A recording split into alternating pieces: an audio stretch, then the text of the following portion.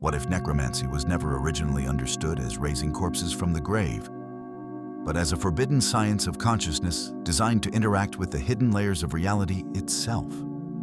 Modern culture portrays necromancy as horror, dark robes, undead bodies, demons emerging from circles. But occult philosophers like Eliphas Lévi described something far more psychologically and spiritually complex. According to Lévi, necromancy was not merely communication with the dead. It was interaction with what he called the astral light, a hidden medium preserving the psychic impressions of humanity itself. And to understand necromancy, according to Levi, we first need to understand one of the core principles underlying nearly all Hermetic philosophy. The universe is mental in nature. The Hermetic axiom, the all is mind, suggests that consciousness is not separate from reality, but woven directly into its structure. Thoughts, symbols, emotions, fears, archetypes, and desires do not simply vanish. They imprint themselves into deeper layers of existence. Lévi believed these impressions accumulated within the astral light. To him, the astral light was a universal psychic reservoir containing reflections of thoughts, emotions, memories, dreams, symbols, and even the energetic residue of individuals after death. This changes necromancy entirely. The ritual is no longer merely summoning ghosts. It becomes an attempt to enter altered states of consciousness capable of perceiving impressions preserved within this hidden psychic medium. Lévi writes that within the astral light are conserved the images of people and things. Through ceremonial practices, concentrated imagination, and altered nervous states, he believed these forms could temporarily become perceptible. Lévi states that in order to perceive these forms, the practitioner must enter an exceptional state between sleep and death, a condition of heightened nervous sensitivity and concentrated imagination. He describes this as a hypnotic, magnetized condition where the ordinary senses become partially suspended and internal imagery becomes intensified. But importantly, Lévi repeatedly questions whether these apparitions are literally immortal souls.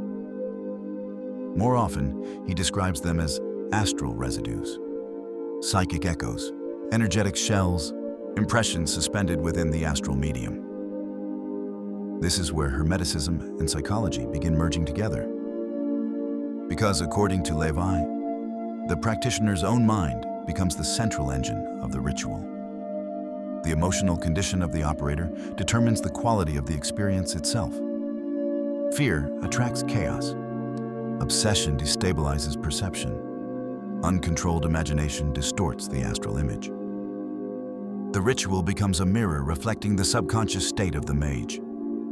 This is why so much necromantic symbolism revolves around tombs, skeletons, darkness, decay, and death. The grave is not only external, it is internal. The decaying corpse represents the dissolution of the ego itself. In Hermetic philosophy, as above, so below.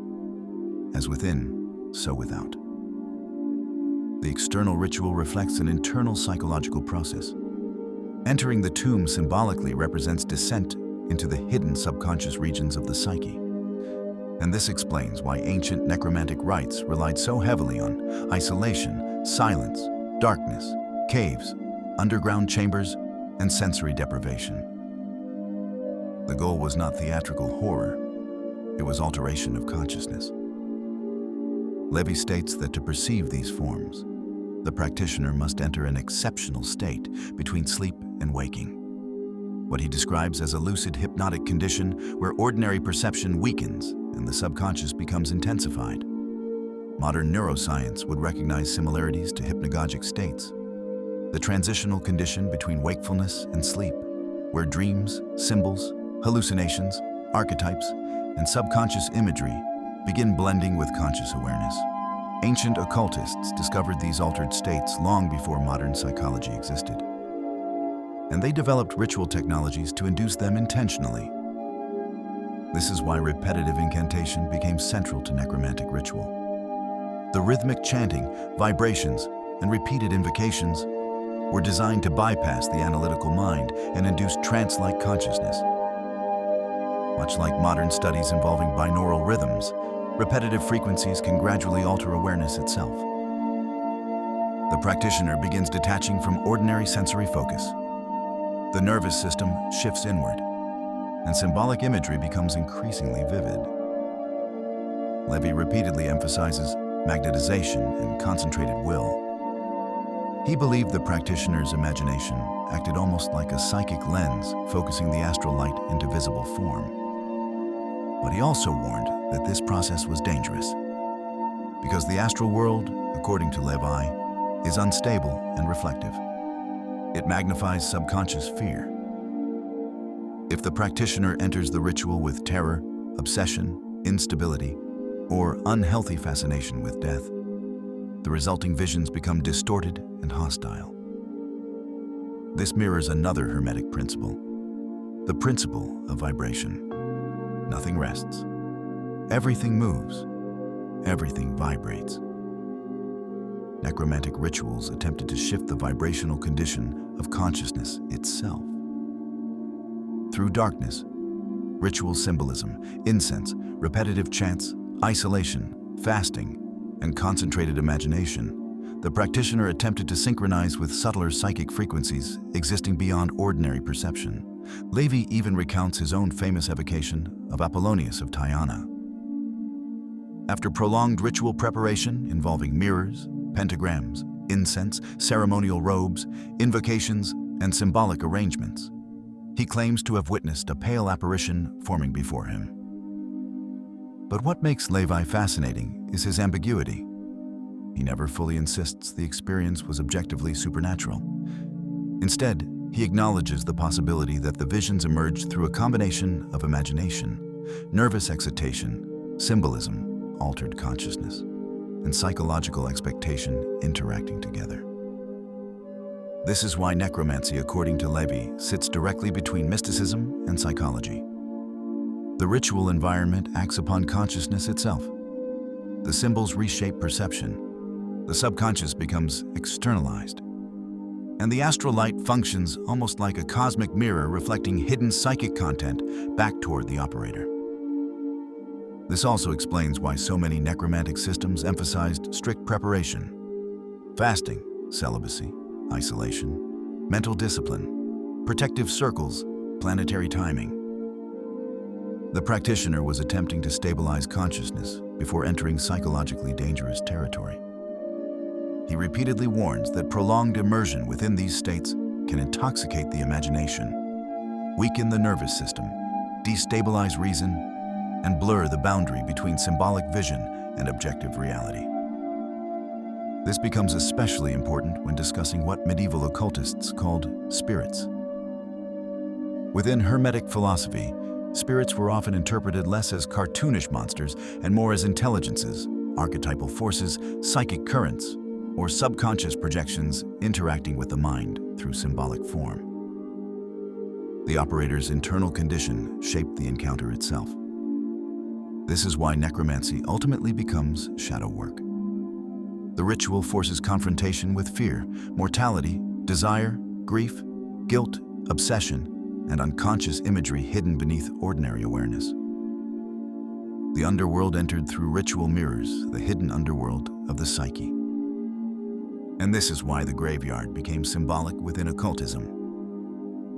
Not because death itself was worshipped, but because death represented transformation, dissolution, confrontation with impermanence, destruction of superficial identity.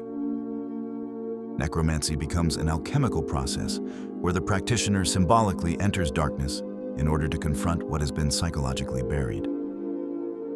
And perhaps this is why so many occult traditions insisted that fear itself determines the outcome of spirit work.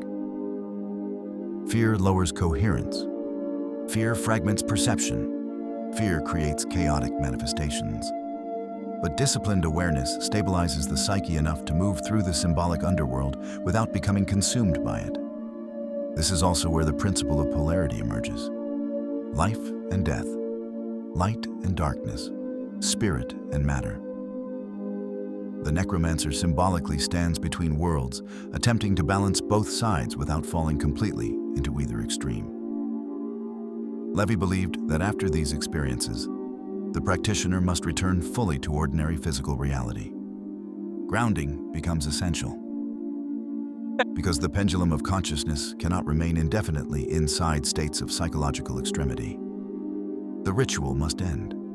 The body must stabilize. Reality must be reintegrated. Otherwise, the psyche becomes overwhelmed by symbolic intensity. And perhaps this reveals the deeper meaning behind necromancy within Hermetic philosophy. Not merely communication with the dead, but exploration of consciousness itself. A descent into the astral underworld where memory, symbolism, fear, imagination, archetypes, and hidden psychic forces become visible through altered states of awareness. The necromancer does not simply summon spirits. He confronts the hidden architecture of the mind.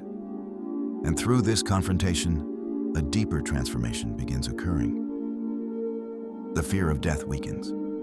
The subconscious becomes visible. The shadow becomes conscious. And the practitioner begins understanding that the true grave is often psychological unconsciousness itself. Perhaps this is why so many occult traditions described initiation as symbolic death followed by rebirth. Because the purpose was never merely fascination with spirits. It was transformation of consciousness.